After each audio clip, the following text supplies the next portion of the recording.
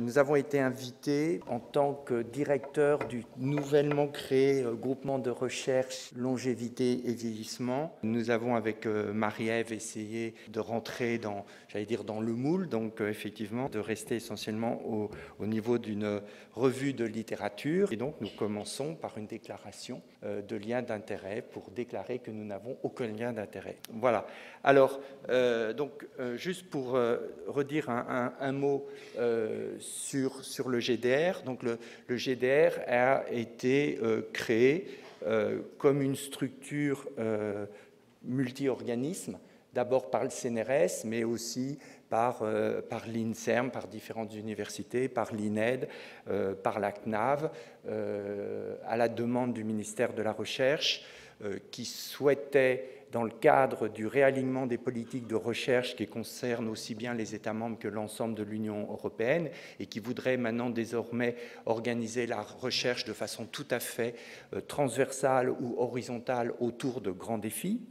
Et comme vous le savez, le premier des défis qui se posent à l'Europe, ce sont les conséquences des transitions démographiques, c'est-à-dire c'est l'allongement de la durée de la vie, c'est l'augmentation du nombre de personnes âgées et très âgées, et donc l'ensemble des conséquences que ça peut avoir dans tous les domaines de la vie, pas uniquement dans le cadre des questions de santé ou dans des questions d'organisation des systèmes de soins, mais aussi bien dans l'organisation de la ville du futur, des transports en commun, etc. Et donc, dans ce cadre-là, le ministère de la Recherche a souhaité qu'on fasse émerger, où on donne plus de visibilité à la communauté des chercheurs en sciences humaines et sociales qui s'intéressent aux questions liées au vieillissement, sachant que pour le ministère de la Recherche, les sciences humaines et sociales, c'est une longue liste de disciplines allant effectivement de l'anthropologie, la sociologie, l'histoire, la géographie, en passant par jusqu'à la psychologie, la santé publique ou l'épidémiologie. Donc il y a de très très très nombreuses disciplines. Dans ce cadre-là, il a été décidé, pour la première année de fonctionnement du GDR, de se centrer autour de 4 disciplines et de commencer à essayer d'organiser une coordination et donner plus de visibilité aux travaux menés dans le champ du vieillissement et de la longévité, des 4 disciplines qui s'affichent ici, la démographie, l'économie, l'épidémiologie et la sociologie. Donc nous sommes au cours de notre première année de déploiement et ce qui a été prévu, c'est qu'à partir de l'année prochaine, ce groupement de recherche s'ouvre aux autres disciplines qui sont dans cette longue liste des SHS et puis aussi développe des interfaces avec les disciplines qui ne sont pas dans cette liste. Nous avons reçu pas mal d'articles, donc nous avons dû un peu les sélectionner. Nous avons opté pour ne pas avoir une très longue liste d'articles et passer à toute vitesse.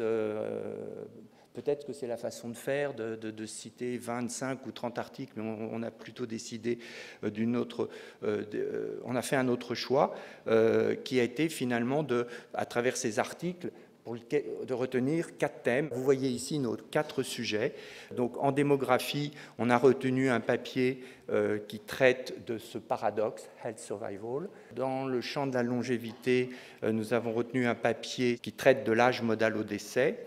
Dans le champ de l'économie, nous avons retenu un papier qui parle de l'impact de la retraite sur la santé, qui provient de la grande enquête Cher. Et puis, dans le cadre de l'épidémiologie, ce qui nous a semblé effectivement le plus important cette année, c'est toutes les discussions, les nouveaux résultats et les discussions concernant l'épidémiologie des démences. Voilà. Donc, nous allons commencer, Marie-Ève, si tu veux, par ce papier. Il s'agit en fait d'une mise en appétit, vous l'avez bien compris, une petite idée de ce qui intéresse le champ très très vaste des différentes disciplines dites SHS et traitant du vieillissement. Alors ce papier de Herman van Ooyen, c'est nos collègues de l'INED qui l'ont choisi Et c'est un papier qui essaye de comprendre ce paradoxe que les femmes vivent plus longtemps que les hommes, mais les hommes semblent être en meilleure santé que les femmes aux âges plus élevés. Alors on a un constat initial que les femmes vivent plus longtemps que les hommes, qu'elles sont dans des états plus dégradés avec plus d'incapacité en fin de vie, et de fait, il y a peu d'hommes centenaires, mais les survivants, ils font un peu plus envie que pour les survivantes. Alors, ces auteurs, eh bien, ils essayent d'estimer la contribution d'une part de l'avantage en termes de mortalité dont bénéficient les femmes versus le désavantage en termes d'incapacité qu'elles subissent sur les années de vie en bonne santé.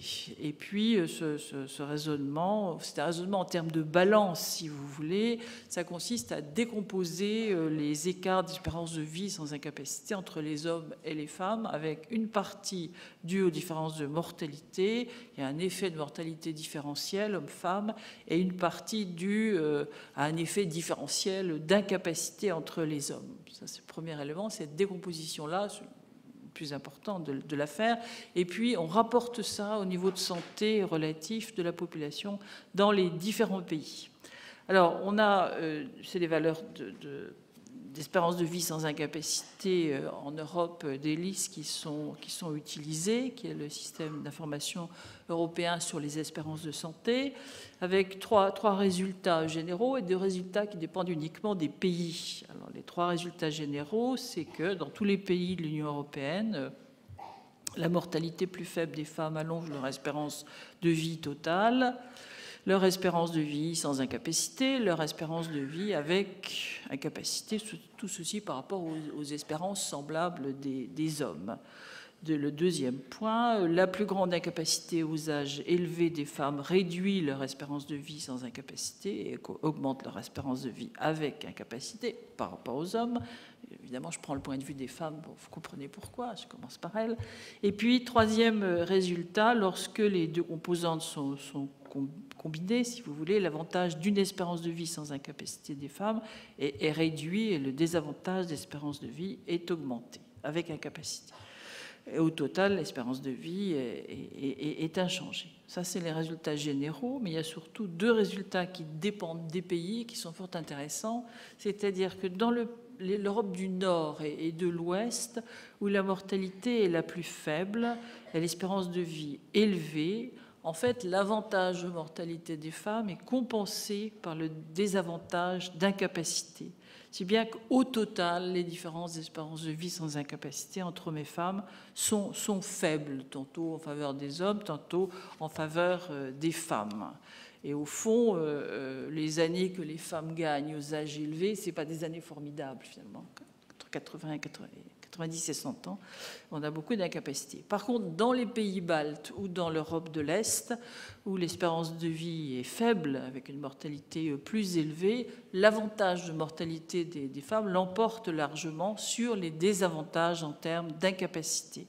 Et au fond, les femmes n'ont pas le temps de voir venir leurs incapacités dans ces pays de l'Est.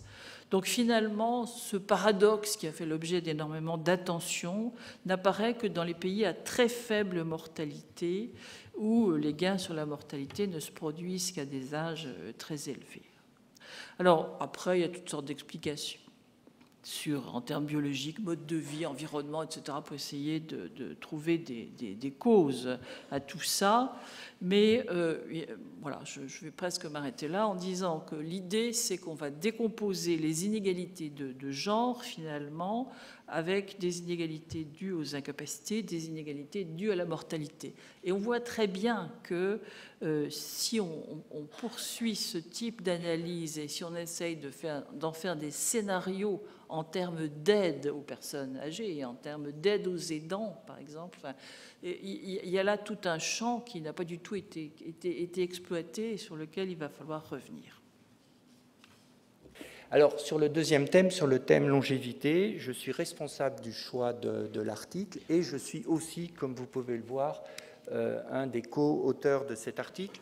Mais j'y ai pas beaucoup contribué parce que c'est un article qui est essentiellement un article de mathématiques, c'est plein de mathématiques. Mais cet article vient clore un travail que j'ai initié en fait il y a 10 ans, qui était d'appréhender la durée de vie des adultes non pas à partir de l'indicateur phare des démographes, l'espérance de vie à la naissance, mais en se situant au cœur de la distribution des durées de vie des adultes, c'est-à-dire l'âge modal au décès, et puis en regardant comment se distribue autour de cet âge modal la durée de vie des adultes, est-ce qu'elle se compresse ou pas avec l'augmentation de la durée de vie. Alors l'intérêt d'avoir travaillé sur cet indicateur, c'est que j'ai pu mettre en évidence la révolution de la longévité qui a concerné la population adulte. Et c'est vrai qu'au début, il y a 10 ans, on me regardait, puis on regardait mes étudiants d'un air un peu bizarre en disant « mais pourquoi vous allez étudier un mauvais indicateur ?» Le mode, parce que le mode c'est une valeur, même si elle est particulière, c'est qu'une valeur au sein de la distribution. Donc autour de cette valeur est attaché plein de bruit. Et les statisticiens détestent en général le bruit. Il y a des fluctuations, donc en fait, oui, on a un indicateur, mais il est entouré de fumée, si je puis dire. Alors que l'espérance de vie était un indicateur extrêmement clean, puisqu'il s'agit d'une moyenne, on moyenne toutes les valeurs, et que là, on a pour le coup quelque chose d'extrêmement solide, sans bruit. Et puis petit à petit, effectivement, j'avais l'air de trouver des choses que les autres n'avaient pas vues et j'ai été suivi. Et c'est vrai qu'aujourd'hui, dans la plupart des pays où on dispose à la fois de données de qualité et de bonnes équipes de démographie, eh ben, les gens maintenant se sont mis ou se mettent de plus en plus à utiliser la durée de vie modale et les indicateurs qu'on a construits autour du mode pour étudier la longévité des populations adultes. C'est-à-dire qu'enfin, les gens commencent à séparer finalement la survie des bébés, est-ce que les bébés deviennent des adultes, et puis la survie des adultes, combien de temps vivent les adultes et comment vivent les adultes, qui, de mon point de vue, étaient deux problèmes différents, tout à fait mélangés dans l'espérance de vie. Alors, il restait qu'il fallait conclure ce travail. Il fallait conclure ce travail en rassemblant dans un seul article les différents petits morceaux, et en particulier toutes les parties techniques ou mathématiques. Parce que c'est vrai que souvent, lorsqu'on fait un topo de démographie, on est avec un beau discours, et tout le monde croit ou croit savoir ce qu'est une espérance de vie. Mais derrière tous ces objets, il y a en fait beaucoup de mathématiques et des mathématiques sophistiquées. Donc quand on veut substituer ou en tout cas amener dans la cour des grands un indicateur en démographie, il faut aussi amener son complément mathématique. Et en particulier, il restait deux problèmes à régler, ou je ne sais pas comment, il y avait deux choses qui n'étaient pas encore tout à fait convaincantes. La première de ces choses, c'est, vous voyez ici, vous avez des données françaises qui justement représentent à 4 époques, 1952, 1970, 93 et 2007, qui représentent la durée de vie des femmes adultes en France, entre 40 ans et 110 ans. Et vous voyez donc cette distribution, vous voyez bien qu'il y a un mode dans cette distribution, mais vous voyez qu'il y a aussi du bruit sur ces valeurs. Vous voyez qu'il y a des fluctuations, en particulier en 2017, parce que les femmes qui ont autour de 90 ans, qui est l'âge modal au décès en France, ont eu la mauvaise idée de naître aux environs de 14-18, quand on a eu des fluctuations absolument considérables dans la taille des cohortes de naissance. Et donc, en fait, ça fait qu'on a énormément de mal à estimer, même encore aujourd'hui, combien on a de populations exposées au risque de décéder dans ces tranches d'âge. Et en fait, aujourd'hui, on a des techniques statistiques extrêmement simples, extrêmement faciles à appliquer, qui permettent, à partir d'une série statistique comme la série brute que vous avez sur la gauche du graphique, avoir une série lissée sans avoir aucun modèle paramétrique. Donc il n'y a aucune hypothèse, aucun modèle particulier qui permet très facilement tout simplement de lisser la courbe et d'éliminer le bruit et donc de retrouver exactement où se trouve la valeur modale. Et puis la deuxième chose, c'est qu'une des critiques récurrentes qui étaient faites vis-à-vis de cette approche modale, c'était de dire, mais en fait, il n'y a rien de nouveau. Quand vous nous parlez du mode des durées de vie, quand vous nous dites à quelle vitesse le mode est en train d'augmenter aujourd'hui, vous dites exactement la même chose que ce qu'on observe quand on regarde l'évolution, par exemple, de l'espérance de vie à 65 ans. suivre l'évolution ou étudier l'espérance de vie à 65 ans ou à 70 ans, finalement, apporte exactement la même information que vous prétendez apporter en suivant l'évolution du mode.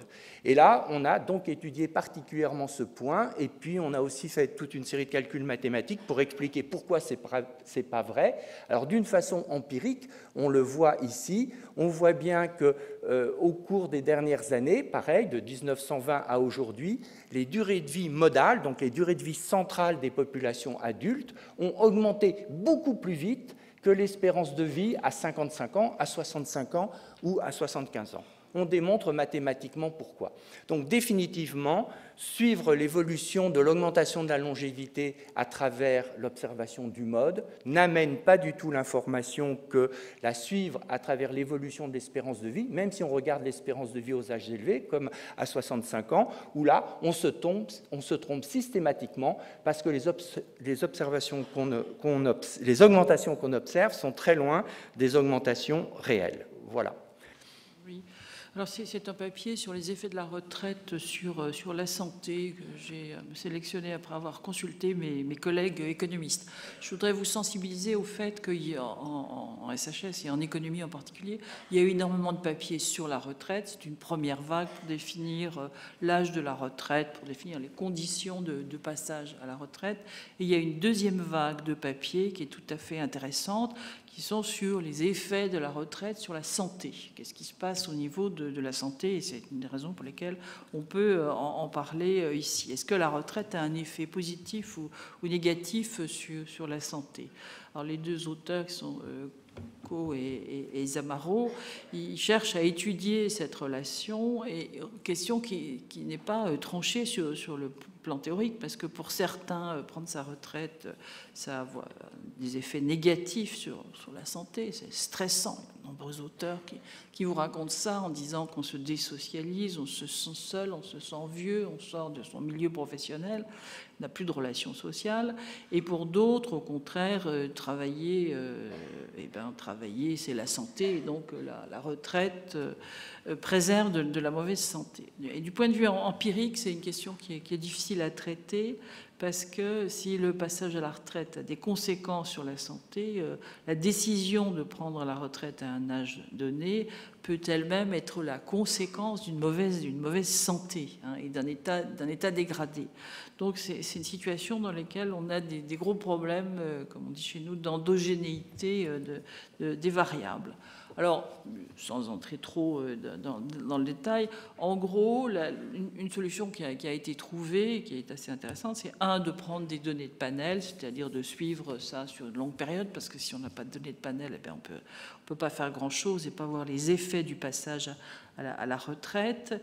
Et puis, d'utiliser une technique économétrique pour isoler le sens de la causalité, si vous voulez. On utilise des variables instrumentales et essayer de réduire les problèmes d'endogénéité. C'est une grosse... c'est la tasse de thé de nombreux économistes. Alors, comment on fait? On prend des instruments, on utilise comme variable instrumentale l'âge de la retraite légale et l'âge de la retraite à taux plein. Et l'âge de la retraite des individus est très corrélé à l'âge de la retraite légale, lequel âge de la retraite légale n'a rien à voir avec l'état de santé. Et donc les auteurs vont étudier une relation, est-ce qu'on est au-dessus ou en dessous de l'âge légal de la retraite, et par rapport à ce qu'est la santé, et ils vont faire ça dans différents pays européens. Alors, l'intérêt d'utiliser les données de l'enquête Sher, c'est qu'on a de nombreuses variables de santé, on a des mesures subjectives, une santé auto-déclarée, on a des données qui sont objectives, avec des tests sur la force de préhension, on a un score de dépression, on a des mesures de santé subjectives. Et c'est un des gros intérêts de cette enquête, justement, c'est ça, c'est d'avoir la possibilité de disposer d'informations très larges sur l'état de santé, et puis d'avoir un échantillon qui est large, puisqu'on a à peu près 5000 personnes dans 27 pays. Alors, qu'est-ce que ça donne? Là, je vais très vite.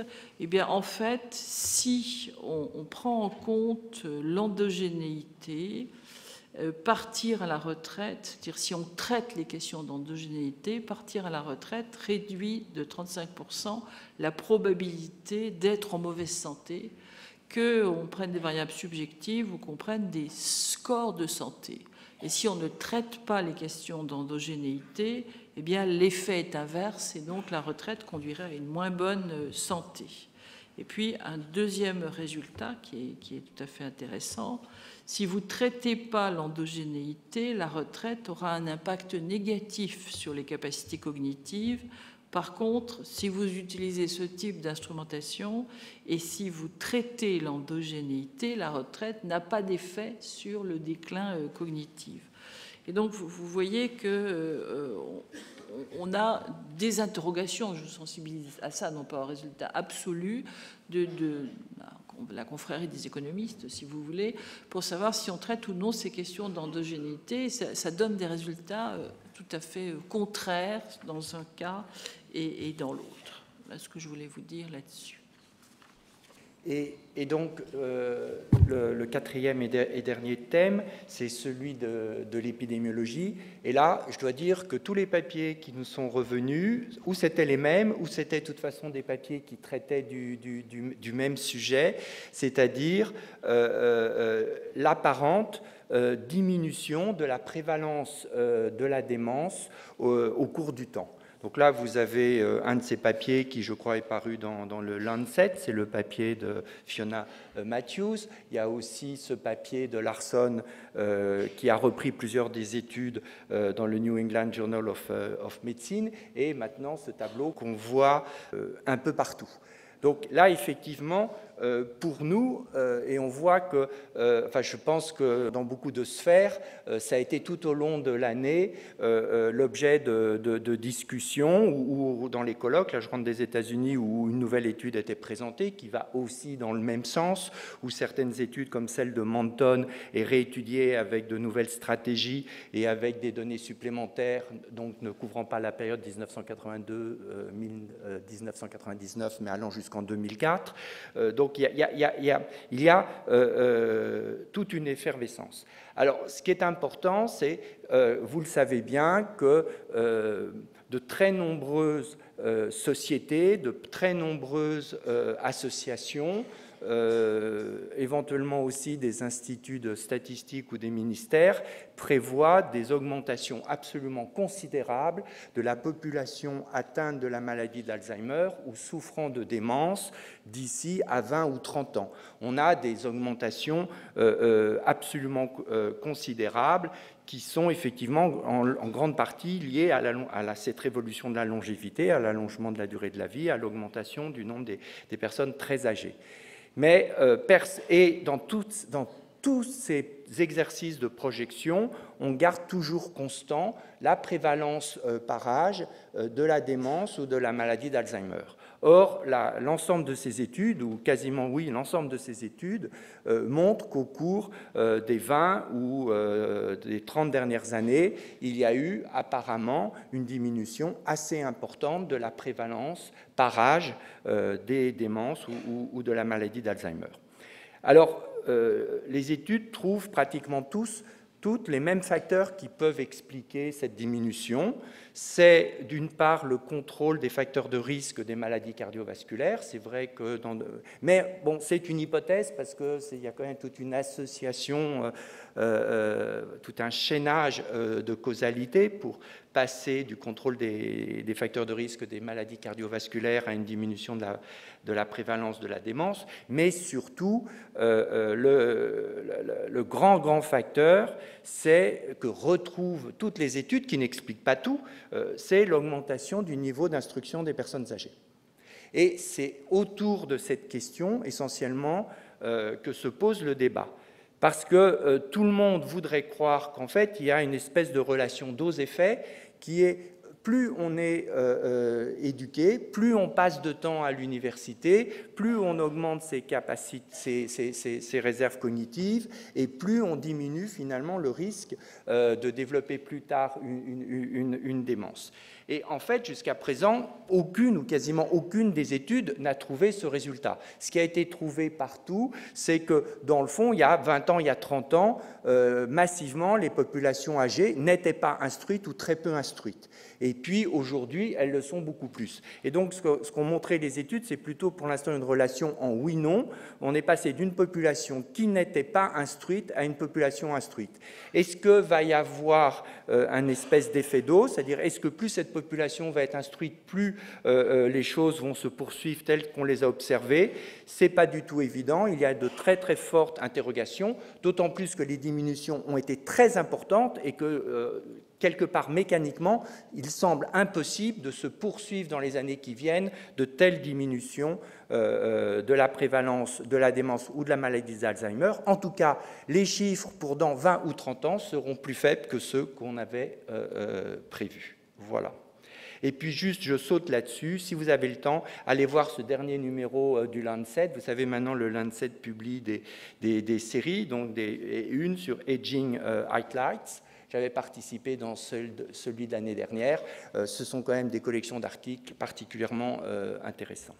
Voilà. Marie-Ève, si tu veux dire un mot de la fin. On vous invite à la journée des GDR et pour une ligne ou un mot de conclusion, pour ne pas abuser du temps, il faut que vous soyez sensible au fait que les chercheurs en sciences humaines et sociales, et dans le GDR, on en a recensé 140, juste avec une ouverture à une douzaine d'équipes, ont maintenant parfaitement conscience que le travail disciplinaire, c'est sympathique, mais il faut en sortir, et on ne peut pas rester seul dans son champ disciplinaire. Il y a une vraie prise de conscience, une nécessité de se valoriser collectivement, mais surtout de parvenir aussi à répondre à tous les appels d'offres européens.